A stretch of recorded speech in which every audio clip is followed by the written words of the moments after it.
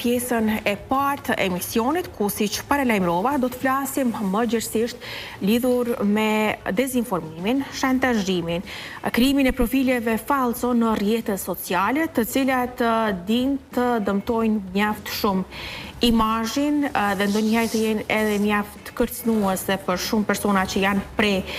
këtyre dezinformimeve, krijimeve të profileve falso e shumë çka tjetër. Marr shkas pra edhe nga diskutimi që u bë ditët e fundit lidhur me një profil falso i quajtur si Lule e Gjeli. Për të kuptuar dhe për të marrë më shumë informacion për këtë temë, kam kënaqësinë që me mua në studio është avokati Skander Musa. Zotër Musa, mirë se erdhët. Mirë se u gjetëm.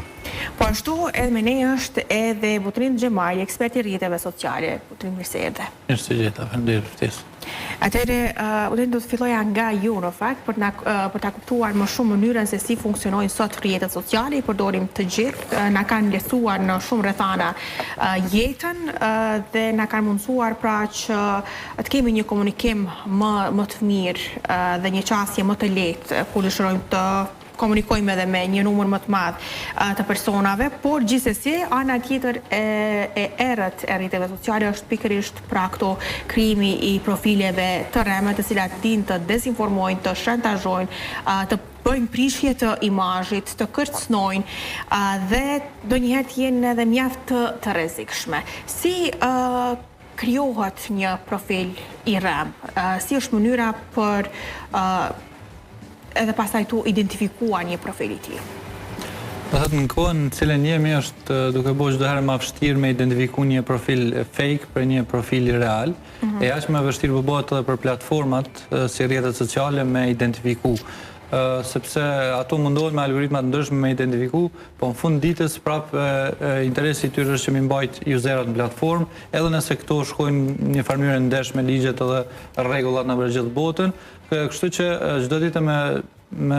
vështirë po jetë edhe me prezencën e inteligjencës artificiale sot, sepse profilet fake me kontente fake sot është shumë lehtë të kopiohen, siç e thatë ju, dhe të dezinformohen. Edhe sidomos për userat të cilët janë të papërvojë në këtë industri sot shumë shpesh dalin, nervozohen, japin komente dhe shpërndajnë një kontent i cili nuk ish dashur me ekzistu. Mirë po, këto nëse dikush i identifikon mund t'i raportoj, edhe në atë moment që bëhet raportimi atëherë jo vetëm inteligjencë artificiale të rrjeteve sociale që e shikon, po edhe vetë ka grupe të caktuara që punojnë 24 orë nga to dhe mund të rezultojnë në heqje. Po shpeshherë këto veç e japin efektin, dhe pastaj edhe nëse heqet, do thotë efekti është mri nga ata që e kanë lançuar një gjë të tillë, për këta është çdo ditë më vështirë dhe për me mbri me plotësu apo me eduku userat, prapë do të dalin me kampanja vjedisuese që me ditë efektin që po jap në shoqëri, me ditë që me bën një fact checking nëse një gjë e tillë ekziston nëse jo, edhe pastaj me pyet ose sot kemi inteligjencë artificiale, edhe ato mund të menaxhohen por flasim besoj në vazhdimsi, kështu që jemi në një kohë gjatë vështirë me identifiku. Po çfarë metodash realisht mund të përdoren për fshehjen e emrit të vërtet, pra identifikimit vërtet, sepse këtu fake account domethënë kanë edhe dëna të rreme. Patjetër, do thotë hera e parë që krijohet një user nuk është që krijon apo tenton me verifiku identitetin asnjë llogari, asnjë rrjet social. Dhe këtu është krijohet ai konfuziteti edhe lehtësia që me u fut secili user fake, sepse mund të krijosh një email fake me një emër fake, me një mbiemër fake, me një datëlindje komplet fake dhe njëjta identifikohet edhe krijohet. Dhe ju mund ta përdorni atë llogari. Nëse arrini në Facebook me ishtu mini 100 ose 200 friends, ajo llogari e fiton drejtën me komentu sa herë doj, përpos nëse kaluan 1000 komente ose 1000 like apo 1000 share brenda 48 orëve, do thotë edhe kjo krijon shumë lehtësira. Nëse ju e raportoni një tillë sepse dyshoni që nuk ekziston, atëherë Facebook ose Instagrami ose TikTok ose LinkedIn mundet me heq. Mirë, po nëse askush nuk raporton dhe nuk raporton ndonjë parregullsi, do thotë gjitha rrjetet sociale shohin që çdo gjë është në rregull, po ka interaksione, do thotë po bën shares, po bën like, po bën komente, dhe në fund ditës atyre ju interesant që me pas engagement, do thotë me arrit me nxit audiencën, Kështu që për ta është okej. Ndërka që zotri Musa, jetojmë në demokraci, në epokën ku mund të shprehemi lirshëm dhe rrjetet sociale zakonisht po i përdorim për komunikim, siç e thashë në fillim, por kur liria e shprehjes ose liria e mendimit kalon në vepër penale? Po, liria e shprehjes dhe mendimit kalon në vepër penale në momentin që ti shkakton personit tjetër dëm ose komunitetit në përgjithësi. Me rastin e rrjeteve sociale dhe me emrat të rrajshëm që janë duke vepruar, në Kosovë ka pasur shantazhime, kanosje dhe nxitje të urrëties dhe mosdurimit ndaj rivalëve politik. Këto raste duhet të hetohen nga Drejtoria e Policisë për krime kibernetike dhe ndërhyrje në rrjetin kompjuterik dhe Prokuria Speciale. Nuk është e pamundshme që të zbulohen, sepse kanë zbuluar disa raste Policia e Kosovës në bashkëpunim me Prokurinë Speciale, por edhe me Prokurinë themelore në Prishtinë. Dënimet janë bukur të larta, por megjithatë në rastet konkrete, sidomos kur ka të ndërhyrjet në aspektin politik, siç ka qenë edhe kjo me ish-kryeministrin e Kosovës, zotin Abdullah Hoti, që është publikuar, është pamfleti se ka vdekur dhe kështu. Këto janë edhe bërë me qëllim të shkatrimit të një personaliteti dhe natyrisht që Prokuria Speciale do të angazhohet ndaj të gjithë atyre që kanë hapur këso rrjete për qëllime politike, me qëllim që të favorizojnë vetëvendosin duke filluar nga partia dhe deri te kryeministri dhe të shkatrojnë figura tjera oponente politike.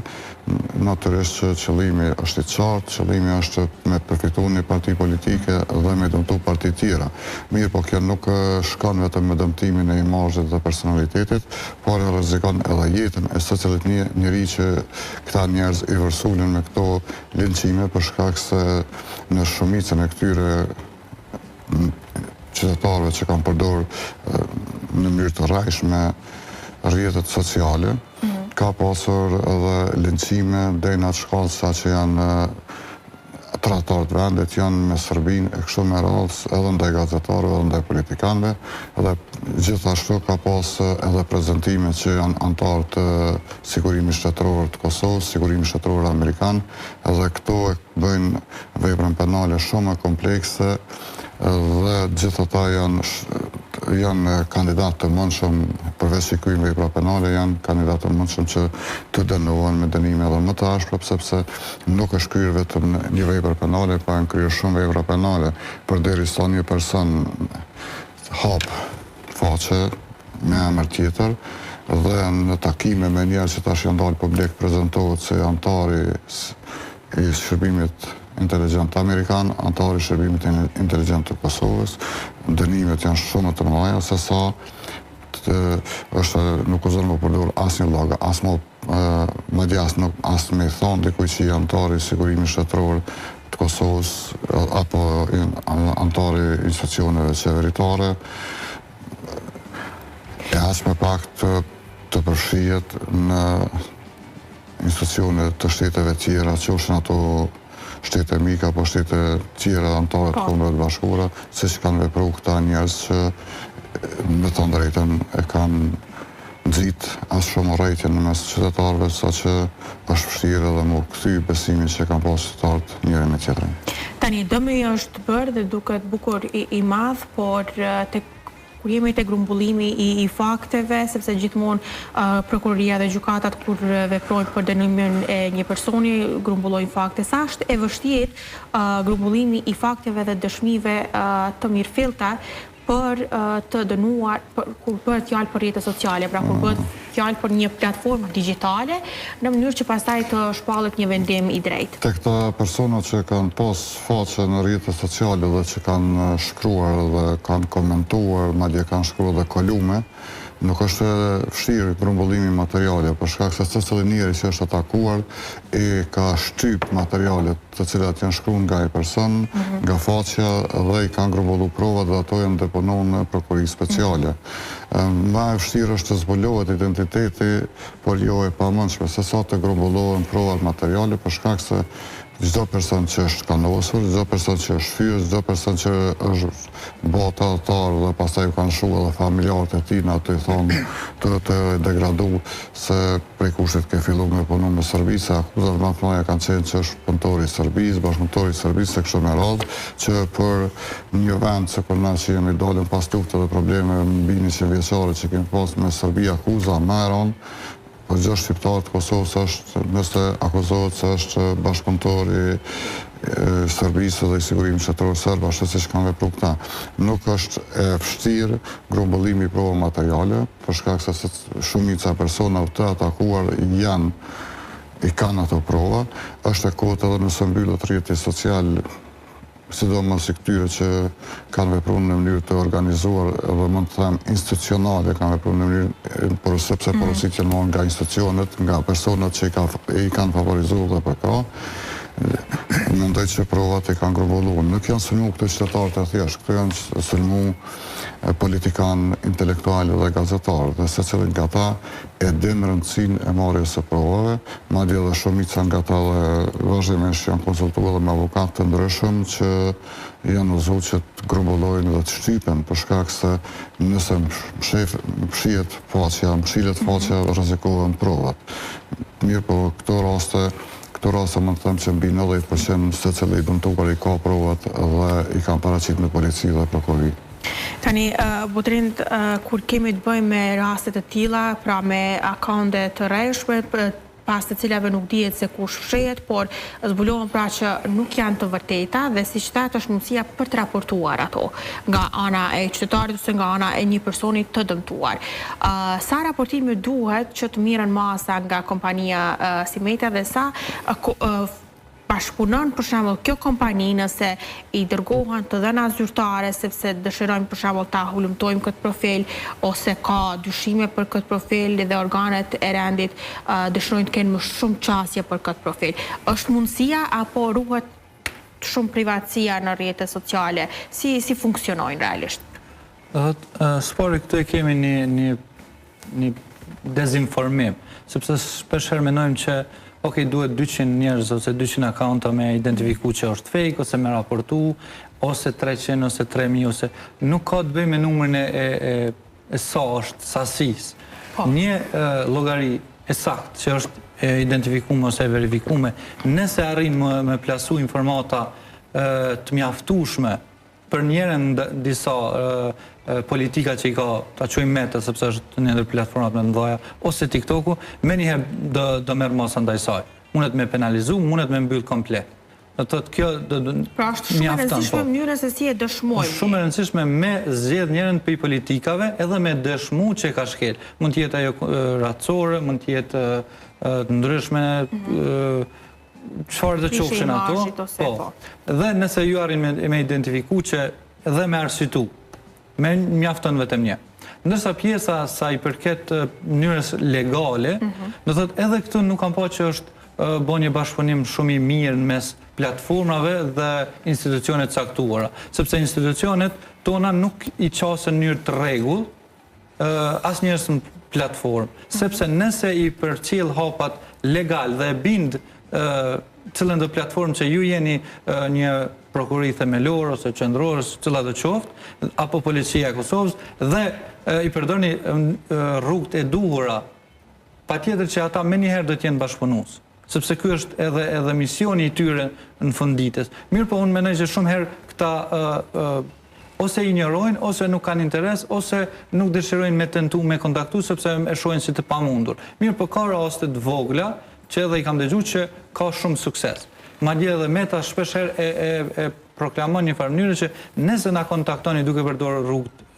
e duhura, ne ju japim informacion. Mund të japin informacion edhe nga bisedat e fshira, nga llogaritë që janë mbyll komplet, një gjë që një individ e ka të pamundur me marr atë informat. Mirë, po si institucion ju mund t'i merrni komplet ato informata nëse ju besoni që ajo llogari është përdorur për terrorizëm apo do të përdoret për terrorizëm, për vrasje, tentim apo për ndonjë keq përdorim të imazhit apo tentim dëmtimit ose diçka të tillë. tani, Zotërimusa, ne shohim përpos krijimit të profileve të rreme, shohim edhe komente që janë shumë fyese, denigruese, kërcënuese, persona të cilët dinë të drejtohen edhe në fakt në mesazhe private personave të caktuar, përpos këtyre profileve të rreme, si dënohen në aspektin ligjor, domethënë ligji si i parashet dënimet për rrjetet sociale për këta persona. Sa i përket fyrjeve, fyrja nuk është vepër penale, është ose shpifjes që bojnë është zakonisht çështje civile juridike me ligjin e ri. Ato shkohet me paditë civile dhe ato nuk ka sankcion penal, po është sanksioni civil që në fakt ne i themi sankcionin civil se është kompenzimi për domin që ja ka bo. Kosovë ende nuk po vendosen shumë më të mëdha sepse vende tjera kur shpifet për një person dëmshpërblimi shkon deri në 1 milion euro. Përkaq Kosovë kanë fillu të shkojnë edhe 100.000 edhe 200.000, mirë, po deri tash kanë qenë dëmshpërblimet zakonisht vogla. Sa i përket kanosjeve, kanosja ka lënë në vepër penale, edhe shantazhi ka lënë në vepër penale, edhe nxitja e mos tolerancës dhe urrëties ndërmjet njerëzve që mendojnë ndryshe, racave të ndryshme, seksit të ndryshëm dhe bindjeve politike të ndryshme, ajo është ka lënë në vepër penale të nxitjes së urrëties, që është një vepër jashtëzakonisht e rëndë. Edhe në këtë rast ne kemi pikërisht me këto vepra të bëjmë, vepra penale të kanosjes, vepra penale të nxitjes së urrëties, edhe vepra penale të shantazhit. Sa i përket mesazheve dhe komenteve që në mesazhe shumica janë kanosje. Dhe gjitha duhet të raportohen. Nuk është e vërtetë që nuk merret askush me vepra të kanosjes, sepse merret për persona zyrtar, gazetar dhe politikan merret prokuria speciale. Për qytetar merret prokuria e përgjithshme në të gjitha regionet, jo vetëm në Prishtinë, po në çdo region ku bëhet kanosja nëpërmes të SMS-ve, në telefonit apo diçka tjetër, atëherë merren prokuritë dhe policitë lokale. Në secilën komunë rasti paraqitet në polici, pastaj procedohet në gjykatë për një kanosje serioze, qoftë ajo me lëndëm trupor, qoftë me për shkatrim pasurisë, qoftë kanosje me vrasje. Shumica e kanosjeve në Kosovë janë me vrasje, për shkak se shqiptarët janë prim, që fjalën e parë thonë se kokej mirë me të vrarë, ka me të vrarë. Ka me të vrarë dhe këto janë vepra penale të rënda, sepse përmendet arma dhe jeta e njeriut. Ndërka që të shantazhet dhe nxitja e mbazurimit, ato marrin pjesë njerëz më intelektual që janë më të ngritur dhe që kanë interesat të caktuara politike, siç ka qenë rasti i fundit i personit të identifikuar që tashmë të penjohen edhe me emra të ndryshëm që është paraqit dhe është zbuluar edhe emri i vërtet, madje është zbuluar edhe pse është thirrur në shumë sigurime të jashtme edhe në sigurime vendore dhe sipas mjeteve të informimit ai person ka qasje shumë të avancuar në qeverinë e Kosovës dhe në eksponente një partie politike dhe në anën tjetër ka bërë sulme brutale në figura të ndryshme, qofshin ata gazetar apo politikan. Këto janë të involvuara, të ky person janë të involvuara 3 vepra penale, kanosja, shantazhi dhe nxitja e urrëties dhe mëzurimit. Tani te ky profili që e kemi së fundmi, shohim që kryesisht puna më e madhe në fakt për identifikimin e këtij personi është bërë nga ana e gazetarëve sesa nga ana e organeve përgjegjëse të rendit. Mendoni që duhet bëhet punohet më shumë nga prokuria dhe personat kompetent në këtë aspekt dhe të rriten dënimet? Shumë mirë tha panalisi. Është problemi që shpesh kanë institucionet e Kosovës, duke filluar nga policia dhe prokuria, presin që të zbulojnë me prova të gatshme ato që tregohen që shumica njerëzve të sulmuara në këtë mënyrë të vrasë i kanë shtypë dhe i kanë rrojt provat për shkak se janë konsultuar me avokat. Mirë, po kjo padyshim që është detyrë e policisë që t'ju shkruajnë platformave të caktuara të rrjeteve sociale, sepse saktë identifikojnë për polici, edhe prokurit prokurit të qofshin ato të regioneve apo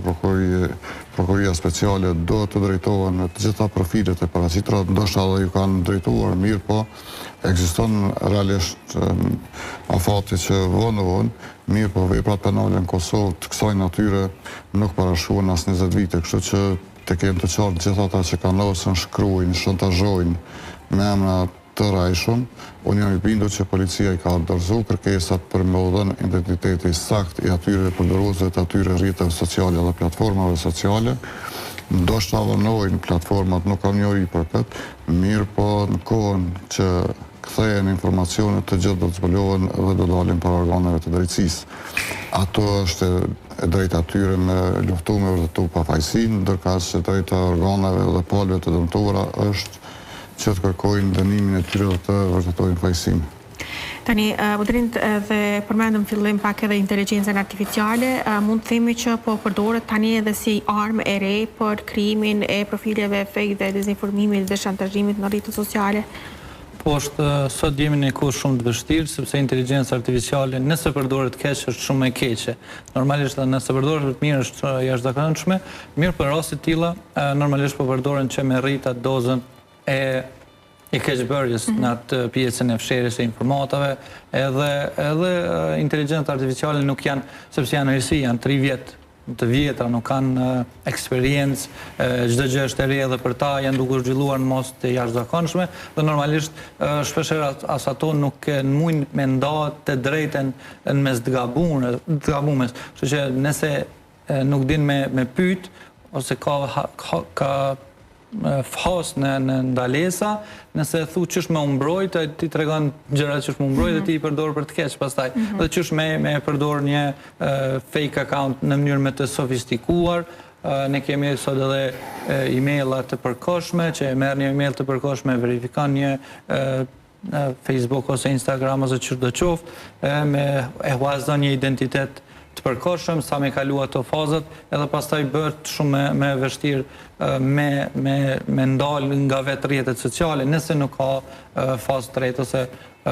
njerëz tjerë që identifikojnë që ky mund të jetë fake. Mirë po, ne sidomos në SEO e hasim pjesën e inteligjencës artificiale edhe të userëve fake me komente, me postime, ata edhe një farë mënyrë tentojnë me mashtru edhe vetë inteligjencën artificiale kur propozon, nëse ne pyesim qoftë për një avokat, cili është avokati më i mirë, dhe shohim që një avokat ka shumë komente negative, për shkak që ato i ka bë në mënyrë të manipuluar një individ që ka tentuar me dëmtu imazhin, atëherë inteligjenca artificiale pa qëllim nuk e referon atë të klientët e tij potencial, që domethënë në mënyrë direkte nuk e dëmton imazhin, po e dëmton tyrat e asaj apo atij individi, do thotë mirë, po Google i ka pak më mirë të rregulluar ato, sepse ka algoritme të ndryshme që i ka fokusin vetëm tek besueshmëria. Do thotë, nëse ju jeni një individ që nuk e keni shkruar kur më herët asnjë postim apo artikull në Google të asnjë gazetë ose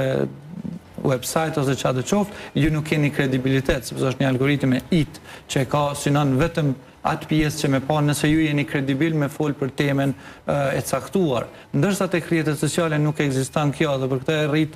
pjesën e probleme, rrit pjesën e fake accountove, sepse nuk ka një algoritëm që e ndalon, që thotë ok, ju nuk keni fol për politikë më herët, ju nuk keni drejt me fol për politikë. Edhe nëse fol një algoritëm nuk do t'ju favorizoj, dhe shumë pak njerëz apo individ apo komentues kanë drejt me pa atë postimin tënë, sepse në mënyrë të msheft ai